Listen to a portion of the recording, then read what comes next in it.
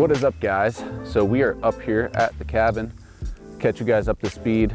Last week we put a new feeder up and moved some cameras around and got new cards and batteries in all of them. We're really trying to inventory the bucks we have up here that made it through the hunting season and whose sheds we're going to be after. So real quick, I'm going to go pull all those cards and make sure all the cameras are working, see what we've got. The weather here has been really nice, really unseasonably warm for the past week.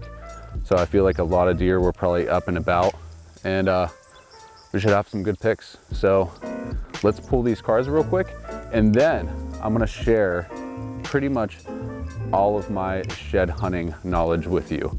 Almost all the shed hunting knowledge. So I got 10 tips for you that help you find more antlers this year. And let's not waste any time. Let's pull these cards and then we'll get into the meat.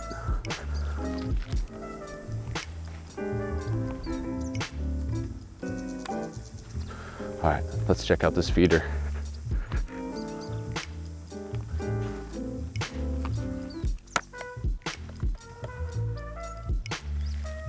Whew. Whew, I'm excited. All right, so we got a lot of action down there. There's two big bucks. There's an 8-point. I'm pretty sure it's the one I let walk this year.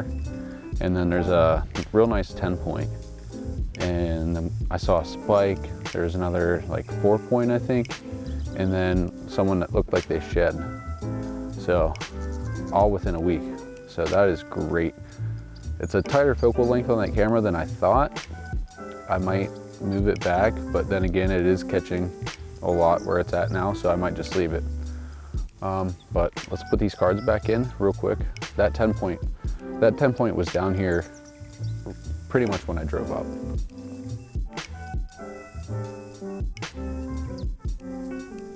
I want to try to minimize how long I'm here.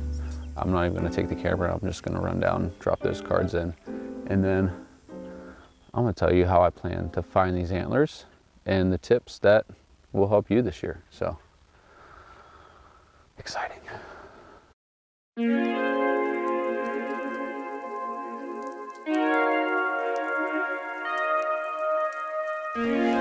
Oh, all right, guys.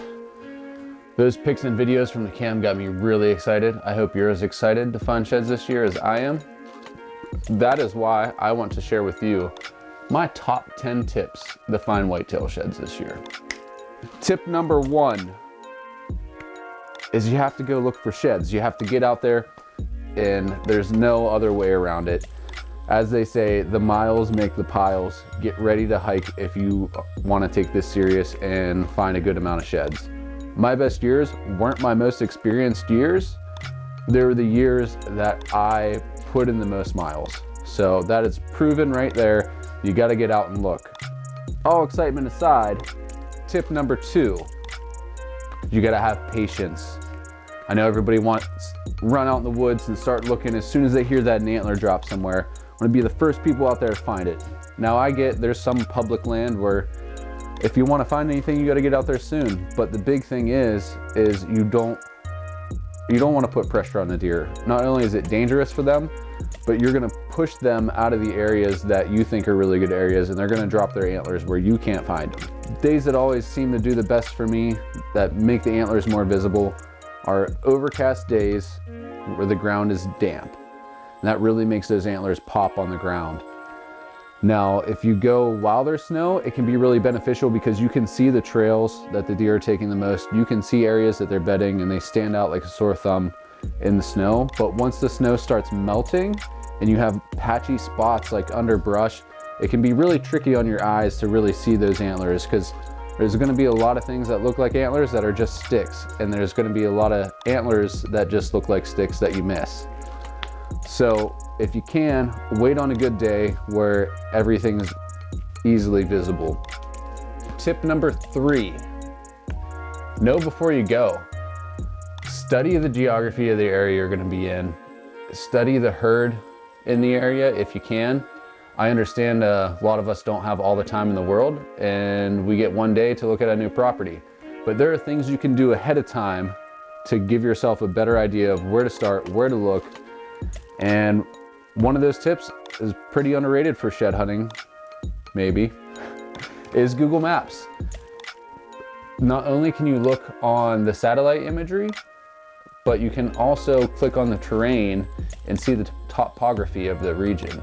And that's really gonna help you find those nice ridge lines and all those natural funnels that the deer are gonna use. So you can already kind of get a good idea of where the deer are gonna be before you even get to the property. So learn as much as you can before you go, and that will really help maximize the time that you're out. All right, so tip number 4, don't waste time in unpromising areas. You might see an area, think it's really good, but realize there's not a lot of deer sign. Don't waste your time there. Don't waste your time on all those tiny trails that go through the real thick brush. Spend your time wisely and look for the heavy populated areas. And more often than not, they'll be right out in the open for you. So tip number 5, look down and around and not out.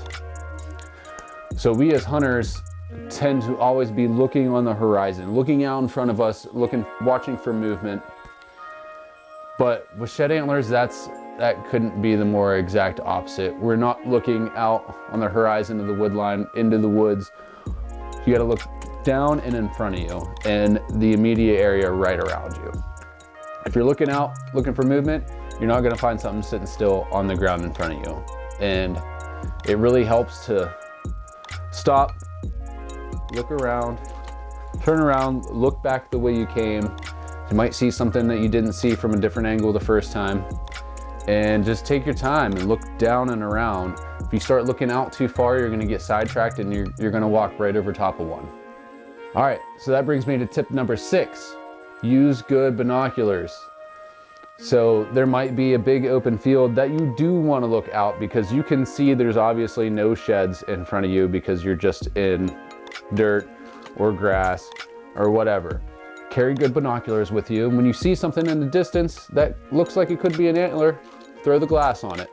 Get a good look. If you get out in those big fields and you can see forever, just take some time. Use the binoculars and comb the fields. The same if you're looking at corn rows. Get at the end of a corn row and just scan those binos up, down in between rows of corn, and you can really save yourself a lot of time walking. Tip number 7. So when you find a good trail, follow it. Now this goes especially for areas that you don't know that well. If you see a trail that has a ton of traffic, a ton of fresh sign, follow that trail. Stick with that trail as far as that trail goes, because that could lead you to areas where the deer are feeding. That can lead you to areas where they're bedding. That's really all they do in wintertime. So while you're on these trails, tip number 8, pay attention to all the obstacles along the way. Tight trees, fence lines, water crossings, fallen trees that the deer are going over or under. These are all great places for that little jolt to happen where the antlers come off. This big 10-point set behind me I actually found down in the valley here, side by side about 10 yards after there's a tree that the deer were obviously jumping over. Tip number 9, spend time where the deer spend time. There's 2 things they do in winter. They eat and they sleep. So if you can find out where they're doing one or the other, the chances are that you're gonna find antlers. So if you can find those food plots, scan those food plots hard, the bedding areas, pay real close attention, like up against trees, the spots that the deer were bedding. And a lot of times their antlers just fall off right there as they're bedding. There's an old saying, is they shed where they bed. And my final and last tip, which may not apply for everybody, use a dog. Now disclaimer, you will spend more time properly training a dog than you actually will looking for antlers. It takes a lot of work, but they can be really good. Those antlers that you step over right in the middle of the trail, he tends to pick those up for me. The antlers that are fresh but leaves got blown on top, he's found those for me.